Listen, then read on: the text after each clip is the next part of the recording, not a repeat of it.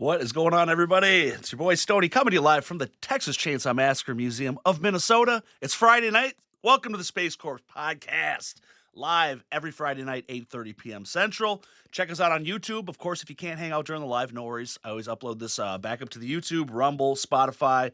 We're on all the socials. Come check it out.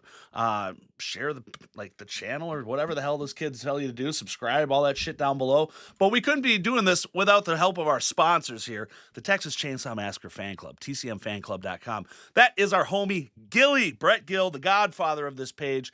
He's put every single blood, sweat, and tear and inch of his life into this damn thing to make it possible. It's the most comprehensive, all-encompassing TCM fan club page. It's free. You ain't got to do nothing, man. Just check it out. Visit it.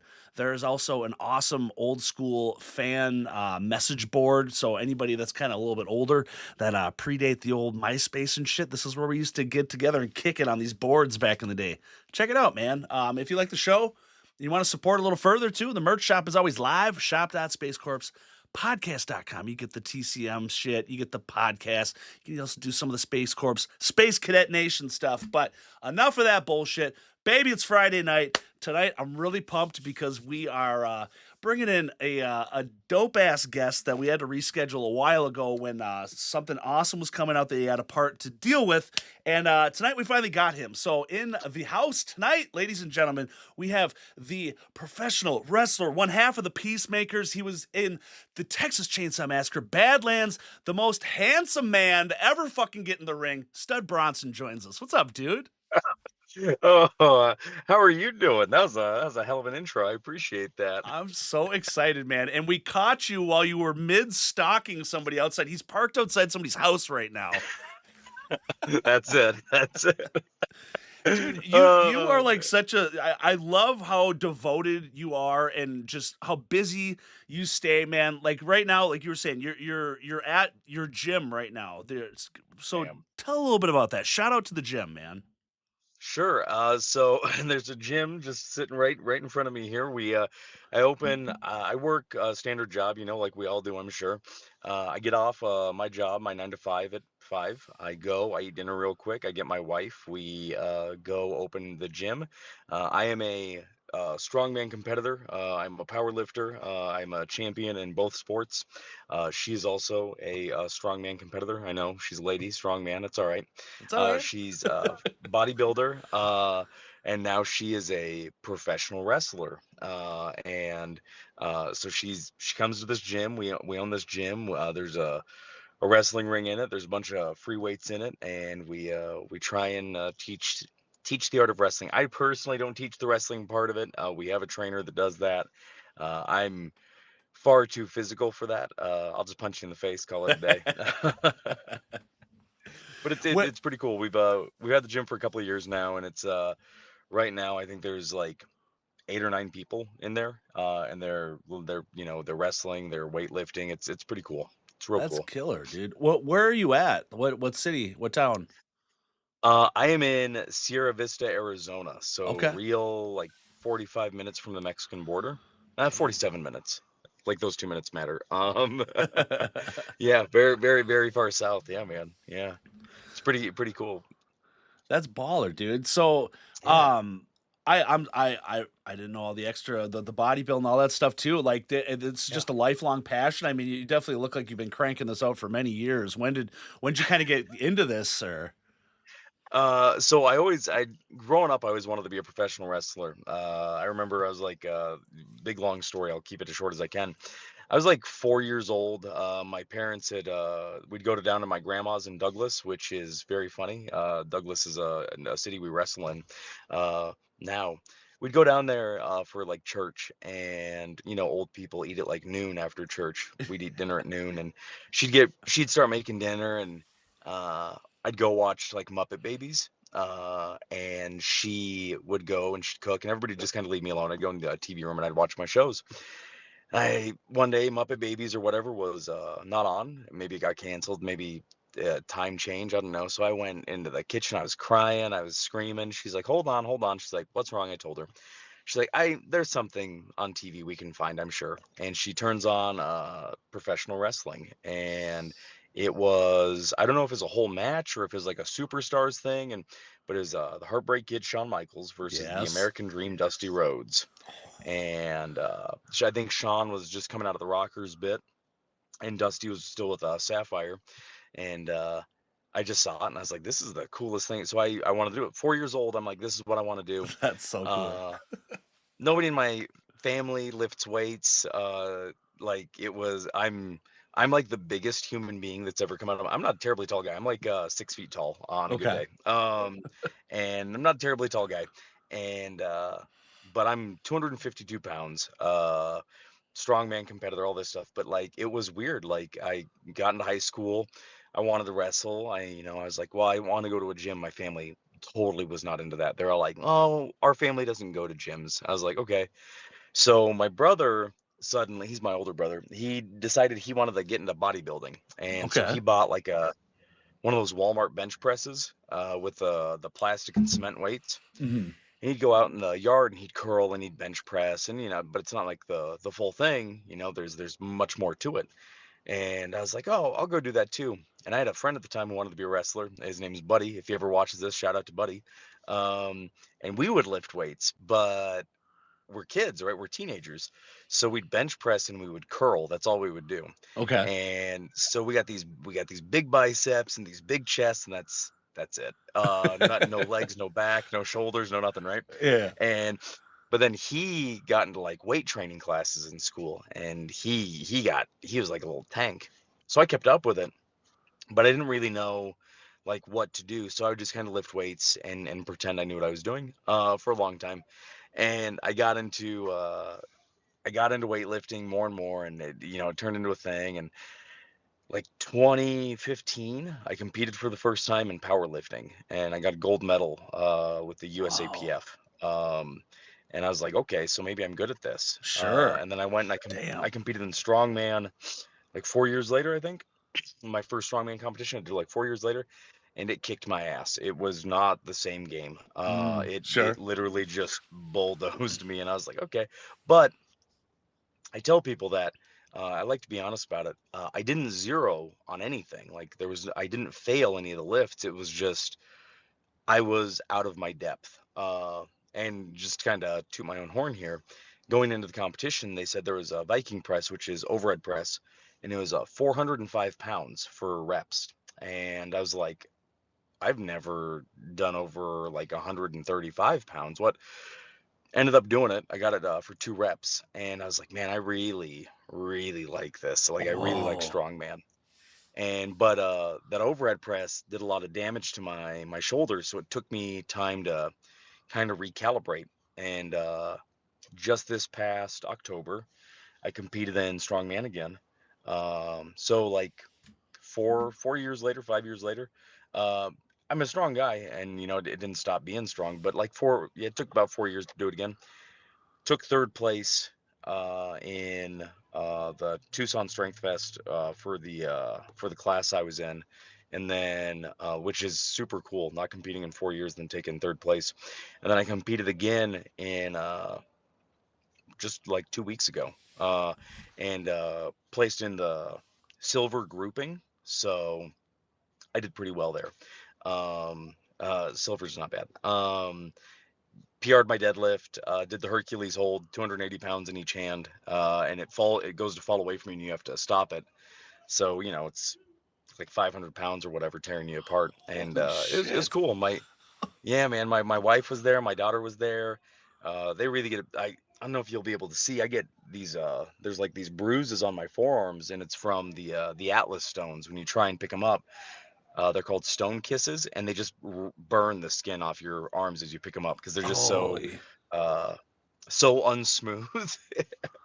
So yeah, it's pretty cool. And then this is fun. Tomorrow, actually, I'm driving out to Nogales, Arizona.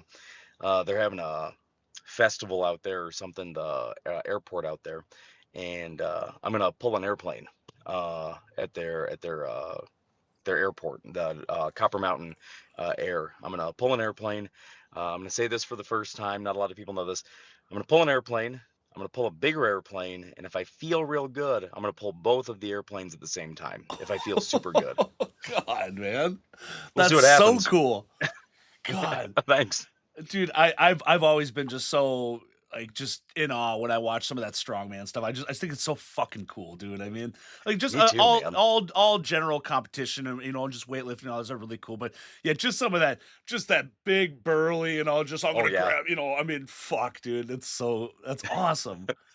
Do you have that's any? yeah, Is there man. any like That's videos out on the internet with you, like in any of these competitions we can check out? yeah. There's one on my Facebook and Instagram from just the last show. I did the yoke. You step under this like metal frame and you pick it up off the ground and you walk as fast as you can with it, right? Okay. Try and jog if you can.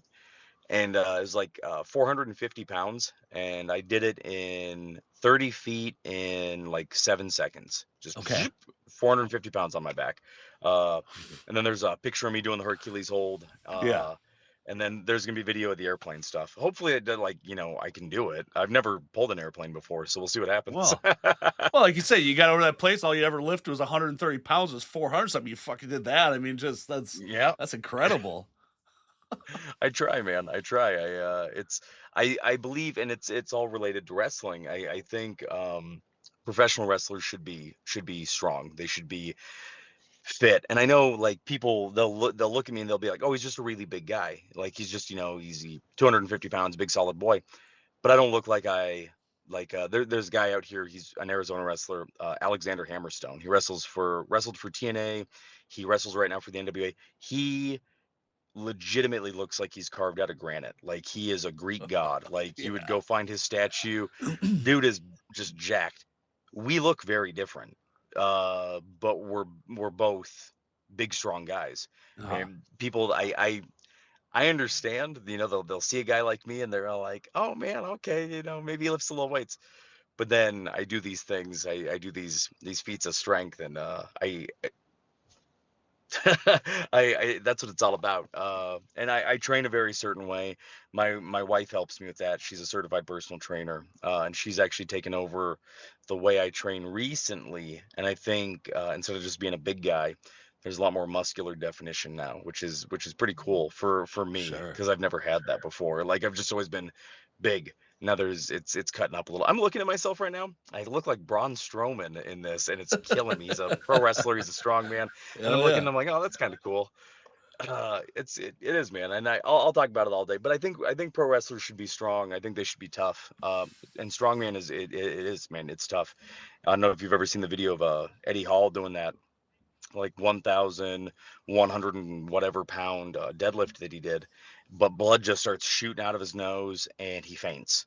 And it's crazy because strongman can kill you. Yeah. Professional wrestling can kill you. And I'm like, oh, I'm gonna do these things. I don't know. I don't know, man.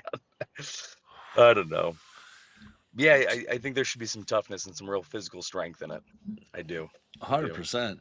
So it seems your passion, if you had to pick one of the two, you're all in on the strongman over wrestling. Then it almost seems like that. Just You know, I think they're kind of even, I would say. okay. My one of my favorite wrestlers growing up was Mark Henry, the world's strongest man, Yes. and he competed in the Olympics as in Olympic weightlifting, and then he went and he did the first ever Arnold's strongman competition, and he's the first guy to overhead press. It's like 400 and I think it's 456 pounds on a non-moving wheel. It's just stiff. The weights don't roll. He overhead pressed it like 3 times. He's the first person in history to do it. Mark's four lift total is like 3,397 pounds. It's the most of anybody Jesus. ever. So he's literally the strongest. But when I was a kid, I loved Mark Henry, the wrestler, and I knew he was the strongest man. Like that was his gimmick, right? Yeah. And I was like, oh man, I love Mark Henry. So I guess just that is kind of what like the physicality of this both sports, the strength of both sports. I love wrestling. I would, I live. I tell my wife this all the time, and she's a saint. God bless her. I tell her I live, sleep, eat, breathe wrestling. I study wrestling. I have a gym with a wrestling ring in it. We watch wrestling interviews. We watch wrestling tape. Like I'm a big Vader fan, Mm, the wrestler Vader, and I huge 456 pounds from Boulder, Colorado, the Rocky Mountains. He made his name in Japan when he was a wrestler. Big, huge monster. We'll watch stuff like that. And yeah, no man, I both have been permanent in my life since I was very little. I'd watch the strongman competitions on like ESPN2 when I was little. At like 2 in the morning, I'd wake up and I'd be like, "Oh, strongman," and they're on the beach in Africa, and I'm like, "Oh yeah, it's like 2 a.m. where I am. It's 10 in the morning where they are," and yeah, no, I would say they're both pretty even. I love them both, man. I do. that's awesome. When did you get your first taste of getting in the wrestling ring, on more of a professional side? Was that pretty early on? Well, no, God, I wish, man. I wish. No, I wanted to do it. My family was so against it. They cite things like Owen Hart in the Yeah. Kemper Arena, falling to his death, and they'd be like, "Well, look at that," or Mick Foley not having an ear, and the burn scars down his arm. Mhm. And they're like, "Oh, this could happen to you." And so it took a long time. I've been married twice. The wife I'm with right now, she's my second wife. Everybody knows that I'm very open about it. No ill will against my first wife. Things just don't work out. We Mhm. had a beautiful kid together, and she's my little buddy. And but divorce hurts. Divorce sucks. And now you have a little person that you share custody with. And my ex-wife lives in the same town. We share custody of our kid, but there's part of the week I don't see her. Mm. And so I'm like 33 years old, and I start wrestling. There's a school an hour there was a school an hour and a half away from me, and the days I didn't have my daughter, so 3 to 4 days out of the week, depending on the week, I would drive up an hour and a half after work, and I would wrestle for 2 or 3 hours. I'd get back in the car, and I'd drive home, and I'd be getting home at like 1 in the morning. Um, and I'd go to work the next day. I'd do a 9 to 5 the next day, and I'd weight lift on the days that I did have my daughter, and because she was cool with that, I got I had a weight set in the backyard, but like a real one, like a squat cage and all that stuff. Like I was full tilt. And so yeah, like 33, 34. I've been doing it since like 2019 now. Okay. So yeah, I'm getting old, is what I'm saying out loud. But hey man, Diamond Dallas Page, he was in the Devil's Rejects, and but he didn't get into wrestling until he was 37 years old. He didn't become a Wow. wrestler till he was 37 years old. Damn, I didn't know So that. yeah, man, if DDP and he's one of the greatest of all time, but I feel like it's not too late for anybody if they want to get into wrestling. They can. If you can move, man, you can wrestle. Hopefully, Wow. God, how old is he now? I mean, is he probably pushing he's 60? 70. Holy He's shit. 70. Yeah. Dude, DDP yoga, Yeah. man. I mean, that's like Bro, good for real. God. Dude, that's I will lift crazy. weights all day. Doing the DDP yoga shit blows me up. Yeah. It's just I'm sweating, I'm puffing weights all day. DDP yoga, absolutely not. Kicks my ass. Oh man, that's crazy. Yeah, God, I just didn't know it's so funny, like, just being younger and watching, just wrestling growing up like that. And you just, now just being an adult and whatever, and just seeing how people, they never all seemed that old at that time. But I guess, I mean, once you No. kind of look at it, he was older than most of the other guys he was wrestling. I Oh mean, yeah. like him Yep. versus compared to like Kevin Nash at the same time, they're probably what, 15 years difference at least. I mean, Yeah, I think maybe. Nash, I think he's around, I think he's like 58, 60, something Okay. like that. So Yeah, we're all DDP is getting like old. older. Yeah, we're all getting old. It's okay. Shit. That's all right. I and then I like that though. I'm 39 now, and I'll wrestle some of these guys. I've wrestled across the board. I've wrestled wrestling legends like Savio Vega. He was Stone Cold Steve Austin's first WrestleMania opponent. Really? So Oh, I've wrestled cool. him. That's Yeah, dope. yeah, I've wrestled him, and I'll wrestle like really young guys, and it always cracks me up, man. It's like that quote from The Dark Knight Rises when Bane's fighting Batman. We'll get in the back after a match, and they'll be all like, "Hey, how old are you?" And I'm like 39, and they're all like, "Oh, dude, I thought you were like 30, 28." They're like, "You wrestle like you're much younger." And I was all like, "Thank you, I appreciate that." It's just Yeah. because I'm willing to do crazy shit, though. That's we got a similar friend, Evil Nate, man. Ask him. He knows I'm a lunatic. Yeah, shout out to fucking Evil Nate, man. You Yeah. guys are all just such cool ass people. That's the other thing too. I just love about it. It's just like Hey, we you've all got try, really man. good hearts to you, and it really shows. I Yeah. mean, you're just very nice people. So that's awesome. So how long have you known Nate for? Then have you wrestled with him a couple of times, Goodness. right? Yeah, I've wrestled Nate 3 times. Okay. 3 times, and I've known him since, man, like 2022, I think. Yeah, All right. yeah. Damn. All right. That's been a bit. May, yeah, maybe 21. Yeah, my first title win, actually, it was me, Evil Nate, my tag team partner, the Manimal, and a guy named Victor Ursus. Okay. And we wrestled in a fatal four-way it's a Monsters Ball match, and basically anything goes. And there was kendo sticks, there was thumbtacks, steel chairs. I did an elbow drop from the rope onto Evil Nate through a table. Um, yeah, no, man. And then, he ended up pinning uh, the Manimal at the same time I pinned Victor Ursus. But I think Oh, I got Ursus like a second before he did. And so I won. oh, that's And then awesome. I was the Urban Legend heavyweight champion for like 297 days or something. No, it was longer than that. It was a couple of years. So maybe it was like Okay. 497 days. We wrestled then, and then he came back out this way last year, and me and Manny wrestled him in a tag match. Me, Manny, we tag teamed with a guy named Vampiro. And Vampiro is a very famous WCW wrestler Fuck and yeah, he is. Mexican wrestler from Mexico. Yeah, he tag teamed with the Misfits at one point. He was our tag partner, and Evil Nate was with the Void, and we wrestled Yeah. them Friday night, and then Saturday night I wrestled Evil Nate for the Urban Legend and the Super Vader Championship. I was Super Vader at that time, and man, yeah, that match was insane. I'm wrestling him. We're in the very beginning, maybe like 5, 6 minutes have passed, and hold on, let's see here. All these guys come out and they jump me in the match. That's the way wrestling goes sometimes. And we went and we did our thing, and I think there's 6 or 7 of them helping Nate.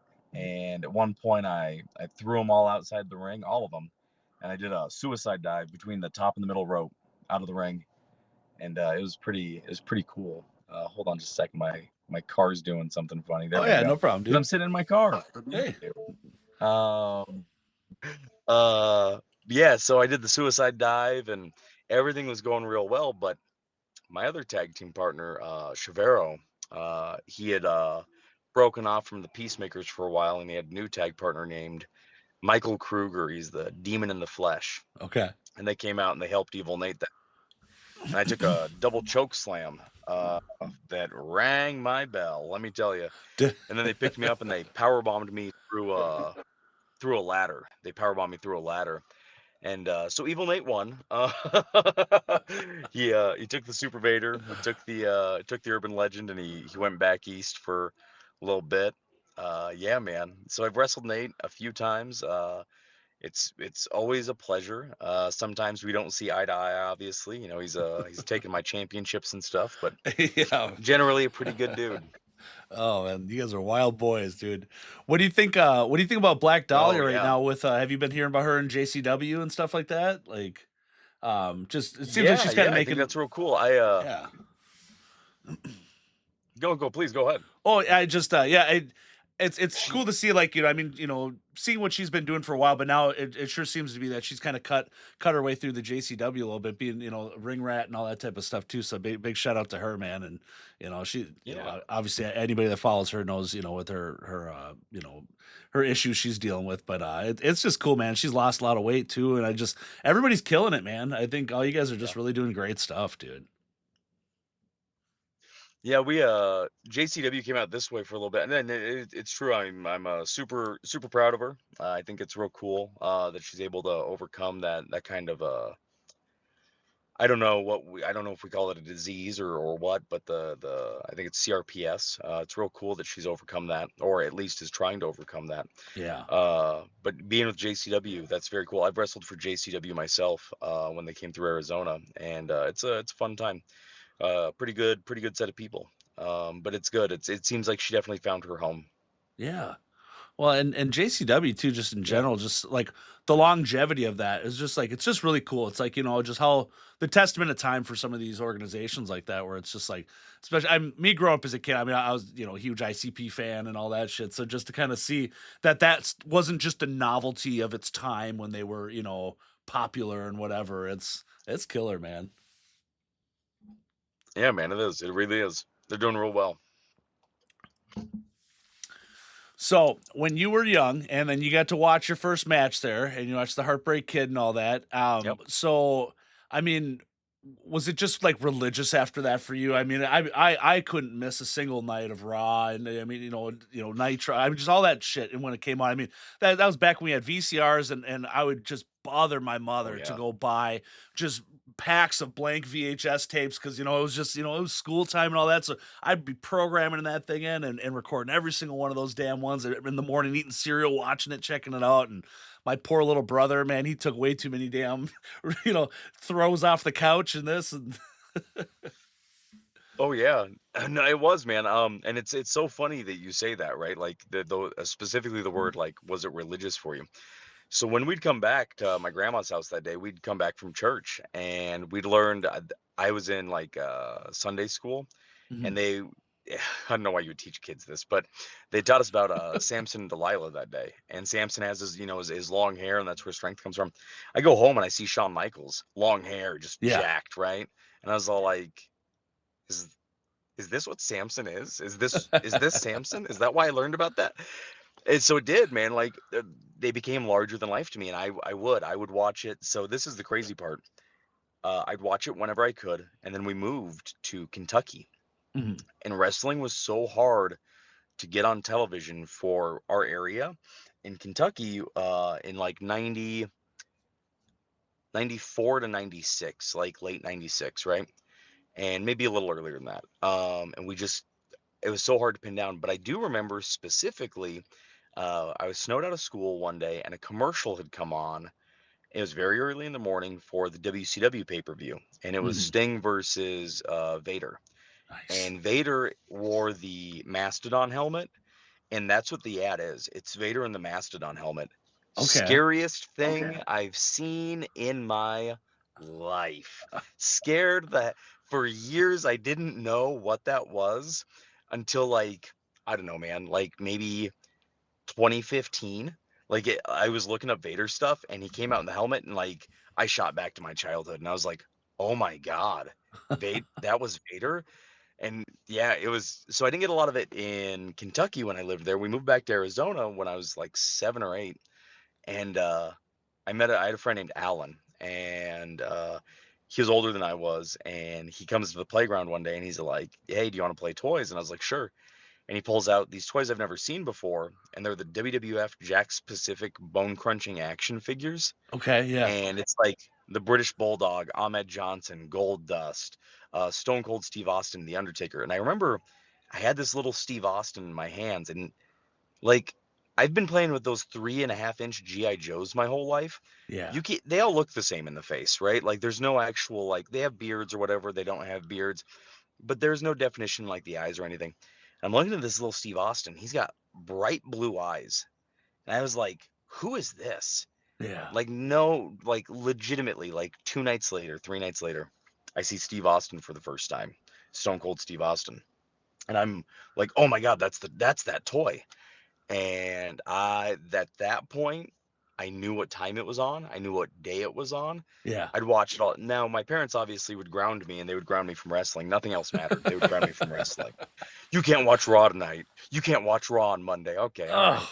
Oh, And it was the worst. But this is a whole convoluted thing. So my aunt gets married, and she brings her husband down. And she's all like, "This is my husband, and he has a family member." And I'm gonna be real non-specific about this because that family member still does this. sure. She's like, "He's got a family member. It's his brother, and he works for the WWF." And I'm like, "Say Excuse again, me? what?" And I'm like 9. I'm like, "Yeah, let's do it."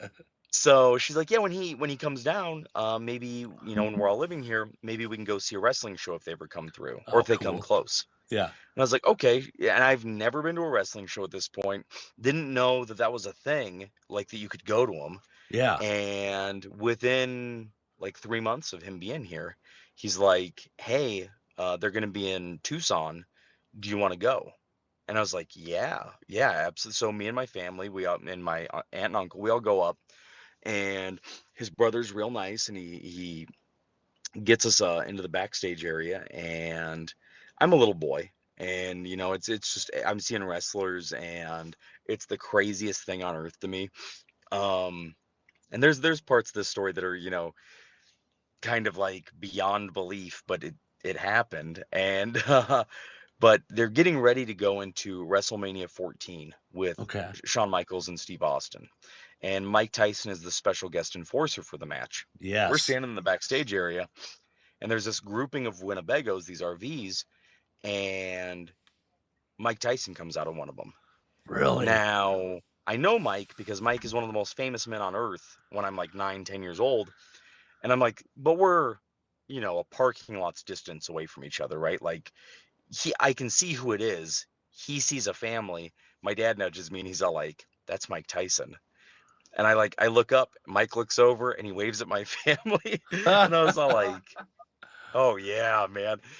It keeps going, whatever. And not realizing that that's the way this business works, as a little boy, they had Sean, I shouldn't have said his name, but I did. There it is. He had set things up for us. He's a backstage guy. He had set things up for us to where I could meet somebody. And I didn't know that. My family didn't know that. And here comes Luna Vachon, who was Gold Dust's manager at the time. Yeah. She's got the lightning bolts tattooed on the side of Yep. her head. She comes up and she's all like, "Hi." And I was all like, she scared the shit out of me. Real sweet lady though. Asked me how I was doing in school. Signs I have one of the little signs. She signs the sign. Real sweet. We're standing there. Well, I get to return the favor to my dad, nudge and be like, "Hey." So I nudge him. Standing quite closer is Steve Austin. His back's to us. He's watching the monitor. He's wearing his Blood of Stone t-shirt with Bleeding Steve Austin on the front. And I'm staring, man, and I'm like, "Dad, that's Steve Austin." He's like, "Hey, just don't," because Steve Austin's the guy, right? Like, Yeah. we Yeah. all know he's the dude. And he's like, "Just be cool. You got to see him." And I'm like, "Yeah, okay, whatever." We're doing our thing. Steve does an about face. He's got this styrofoam cup, puts it down, and he makes a beeline right for us. And I'm like, "What's happening?" And he comes up and he's like, gets in the group of us, and he goes, "Your little boy want an autograph or a photograph?" And I was like, "What is happening?" And so they're like, "Yeah, of course." And Steve takes me and my brother, and he does the autograph for us, and we take a picture, and it's on one of those pick up at the Circle K Polaroid cameras. Yeah. Damn thing gets my brother's head and Steve Austin's head, but me, who's like 3 feet shorter, nothing, man. Oh no. Uh, get the picture. Real cool guy. Real smooth interaction, real fun. And I remember thinking, "Wow, he smells really good." I didn't know what I thought he'd smell like, right? Like, you see a wrestler and you're like, "Oh, he probably smells like piss." Yeah. But he didn't. He smelled like Dove hand soap or something. Real cool guy.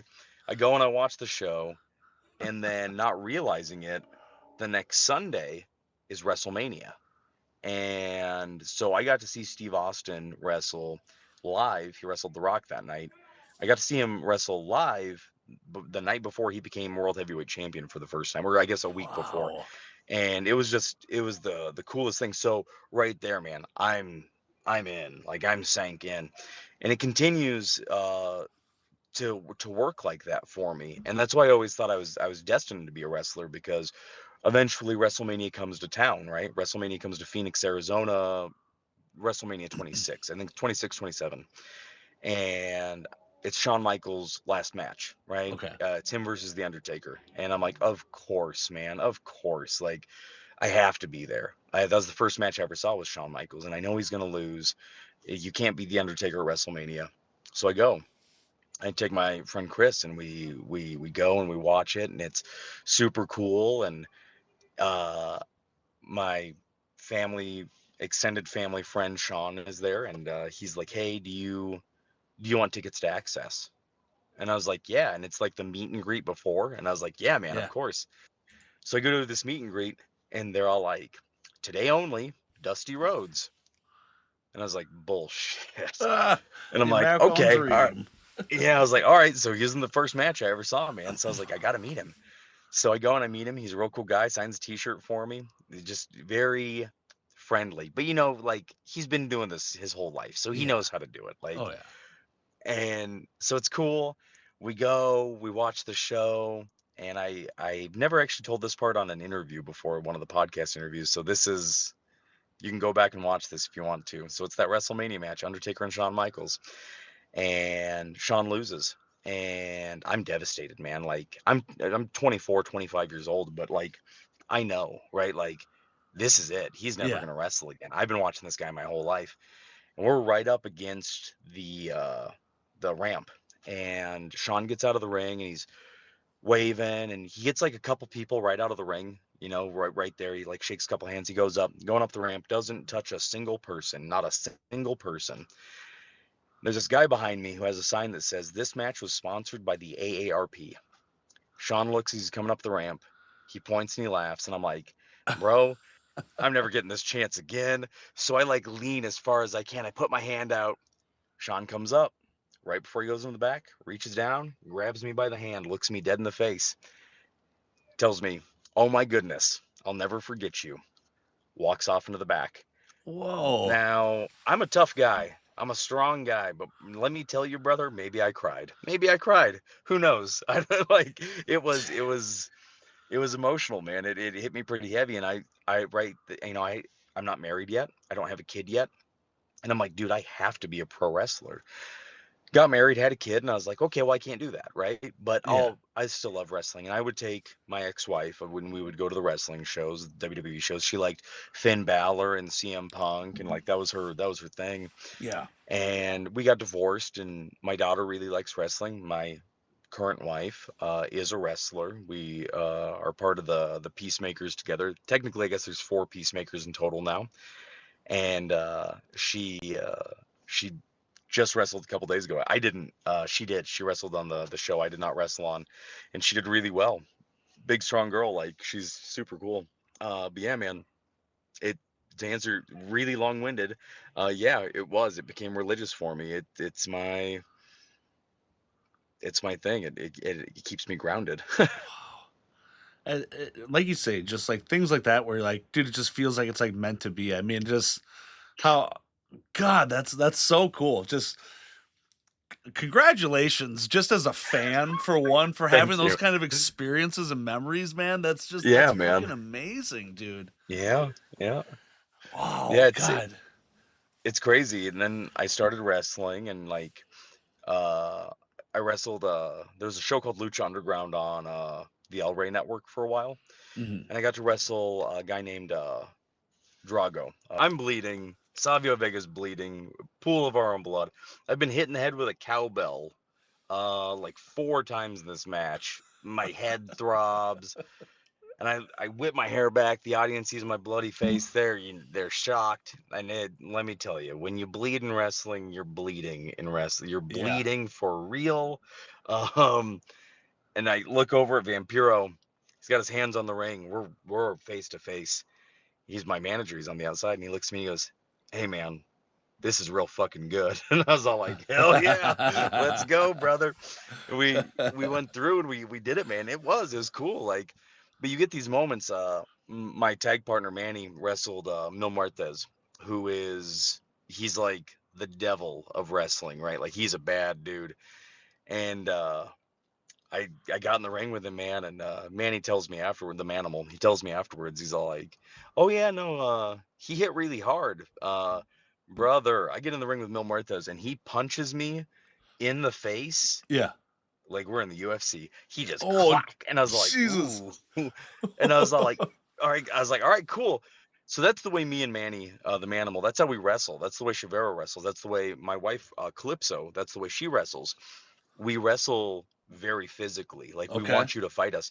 So it was real cool that we got to do that with Mill. And then like we me and Manimal had gone to Utah to wrestle for STF Pro. Shout out to Darren Beckstead, and they brought us out, and big show. Jacob Fatu was there, real cool guy. Got to mix it up with him a little bit. Journey Fatu, Juicy, got all that right. Yeah. But Kevin Sullivan's there, and Kevin Sullivan's like an old school, like legendary wrestler. We go in the back, and Kevin's just taken aback when he sees Manny, because Manny bears a very striking resemblance to Bruiser Brody, Okay. who was a very famous wrestler back in the 70s and the 80s. Kevin is an old man at this point, pushes himself back in his chair and gasps, and he goes, "Bruiser." Because for a second, I think he might have thought that the ghost of Bruiser Brody had just walked into the room. Like he looked like he'd seen a ghost. But we get these really cool stories, and like we had James Storm down for one of the Thunder Mountain Wrestling shows, and he's TNA wrestler, and we both have a cowboy background, and me and him, man, I didn't wrestle him, but I got to hang out with him. He's former heavyweight champion of the world. Just got to sit there, talk about cowboying, talk about film work, talk about our kids, and it was just real incredible. You get real cool stories in this business. If you love wrestling and you Yeah. treat wrestling right, it will love you, and it will treat you right. It doesn't owe you anything, and people forget that wrestling doesn't owe anybody anything, but if you love it, it'll love you right back. Dude, hell yeah. What do you think about like all the Dark Side of the Ring series and stuff? I thought those are just fucking amazing. Just hearing some really in depth stories like that too. Just they really did that well. They are. It's the Dark Side of the Ring, man. It's incredible. I'm kind of breaking my wife deeper into like the wrestling like lore, and there's some episodes she won't watch, like Yeah, Bruiser Brody. She won't watch that. The stabbing of Bruiser Brody. She will not watch that. sure. Um, because like she'll take the manimal, and that's who she identifies that with. So she's real quick to not watch that. She's like, no, it Yeah, reminds me of Manny, and I'm like, yeah, I get it. But yeah, I think it's incredible. I think sometimes it sucks. Some stories probably should never be told again, but people need to know. They need to know that this is the way life is. This is the way the wrestling world can be. yeah. And I think the stories are really well done, really well done. That is awesome, man. So, all right. We got to switch a little bit here because I got to fit this in. Sure. Because, I mean, me as a TCM fan here, you've just been Yeah. handling in a thing called the Texas Chainsaw Massacre Badlands, my brother, and the fact Yeah. that you even played Leatherface in I this. did. And then did I you did. also have a part in writing it and too, and a little more than just acting in it? Or what did you do? So Stud just did the physicality old Leatherface. Okay, right on. Yeah, I had some help. I helped with the story, I guess. So maybe story credit would be cool. Sure. But I got a lot of say in what Leatherface did, and that was important to me, and that was important to my wife. We're big Texas Chainsaw Massacre fans in my house. My holy grail item, and I know it's so stupid, right? But uh, there's those Mezco Cinema of Fear, like little dioramas, and it's Yes. Yep. Leatherface, and he's ripping the dude in half with the chainsaw when he's hung up from the Yep. remake. Yep. And so I own that. I bought it for like secondhand, is still in its package, like 15 years after it came out, for a lot of money. I'm not gonna Hell yeah. lie to you, but Sure. it's my Grail piece. Yeah, dude. And so when they were like, "Hey, do you want to be Leatherface?" I was like, "Yeah, more than anything. You bet I do." And I did it, and we did it well, and I think we did it well, at least. Like, people genuinely liked it, it seemed. I got feedback. What was important for me when people talk to me about my portrayal of Leatherface is that they always started with, "You understand the character, you Yes. understand the physicality, you understand the mentality." Um, and what I wanted to do was I wanted to take Gunnar Hansen, and I wanted to. You're not going to do it like Gunnar, right? You're not going to be able to perform in that same caliber. But I wanted to take pieces of that. And then with Andrew Bieranarski, I wanted to take pieces of him, Yeah. and I wanted to put them together. And I think I did. There's a fight scene in the movie with me and one of the guys. We're in a barn, Yep. Yep. and that guy is one of my he's one of my tag team partners. He's Chavero, Really? Oh, that's and cool. yeah, and we kind of blocked out the fight, and we looked at each other and we're like, let's be as physical as we can. And I pick him up on my shoulder at one point, and I full tilt charge, and we hit the side of that barn Yeah. so hard that when we cut, everybody just kind of stopped and looked at the wall because they thought we were going to bring the barn down, because we were really going. Yeah. um but you have to, right? You can't, for lack of a better term, you can't pussyfoot around being Leatherface. Right. Right. And I refuse to do that. I also didn't, I feel, and I'm not going to point, I'm not going to point fingers. I'm just a guy. I'm not a full-time actor. I'm not a full-time filmmaker, nothing like that. I feel some of the Leatherface portrayals weren't powerful enough, right? Mm. It may be a little more jokey than it should have been, or maybe more light than it should have been. Okay. And Yeah. I didn't like that. He's in my opinion, and I know this is going to be wild, right? I'm sure somebody else has thought this. I view Leatherface like a Wendigo. He's not going to be just this person, right? He eats human flesh in perhaps a ritualistic fashion, right? He wears human flesh. Like, there's something deeper here, right? And it's just, I wanted to portray him as half man, half monster. Mm. You either go too far to the left or too far to the right. And I think, obviously, I think Gunnar did it the best, half man, half monster. Um, I think Andrew went a little more monster, which makes that movie, the 2003 and the 2007, 6. 2000. Yeah. 6. Thank you. I think it makes those movies scary, like, sincerely, like, Yeah. holy, like. Right. But I can't show, like, my daughter loves my movie, Badlands. Dad is Leatherface. She loves it. Yeah. She's 11. I can't show her the remakes, the of 3 and what do you say, 6? Yeah. I can't show her 2003, 2006 for years because Sure. of the level of those movies, right? I'm more comfortable with, like, her turning 13 and being like, "Hey, do you want to watch the original Texas Chainsaw Massacre?" Like, maybe that's, Yeah. that's fine. Right. But anything up to that, no, I can't. My everybody in my gym is looking at me right now. They're like, I'll just, um, but I would be remiss not to say this. My wife has taken some classes from in film from Ron Howard and Really? James Cameron through the masterclass program. Oh, yeah. Cool. So she took a crack at some directing, and later this year, I think this summer, well, spring, summer, there was a project we did called In the Willows, and it'll be pretty good. It's like half hour. It's nothing too long. Half hour little slasher film Cool. that it deals with, I guess, on a deeper level, is what I was told. It deals with addiction and what it can do to everybody around you, but used in the form of a slasher or slashers. why do I bring that up? Because I play a character in it called Uncle Ruin. Um, so I return to slasher genre very soon. It's already filmed, That's it's already edited cool. together. Yeah.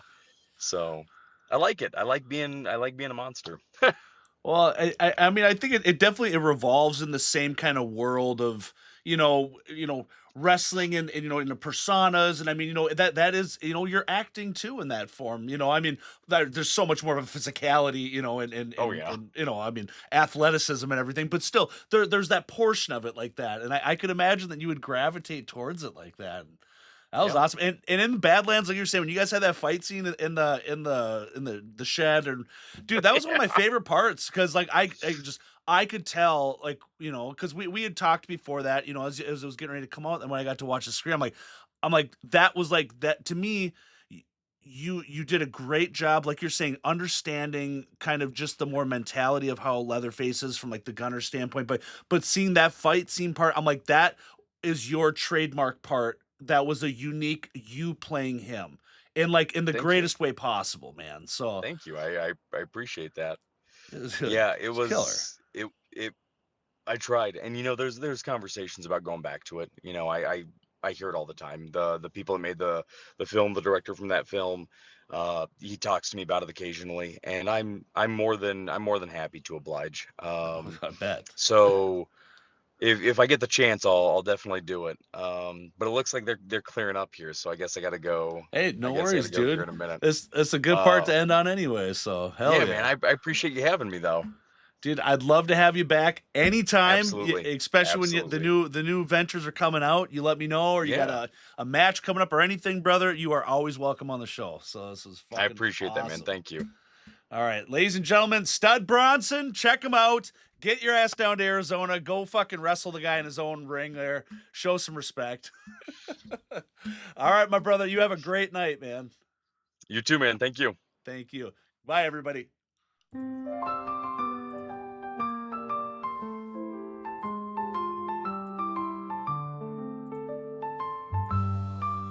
In the vast expanse where the cosmos sighs, drifts an ancient tale as old as the skies.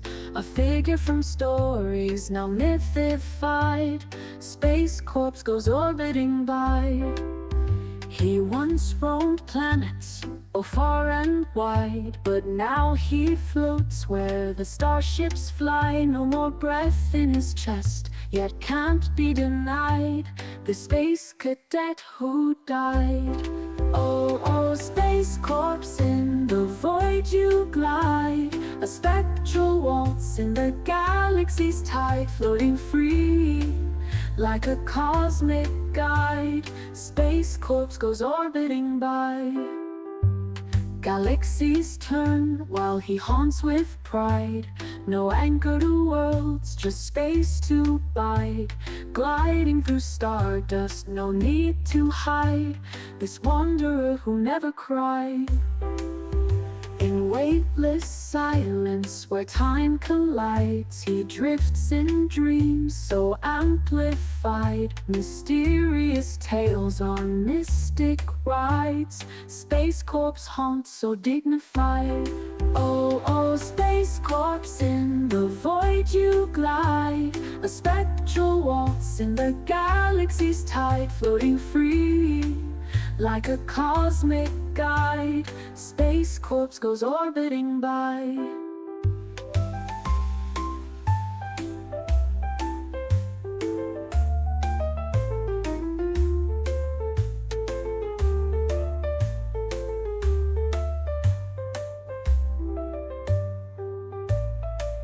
Galaxies turn while he haunts with pride. A spectral waltz in the galaxy's tide, floating free like a cosmic guide. Space Corpse goes orbiting by.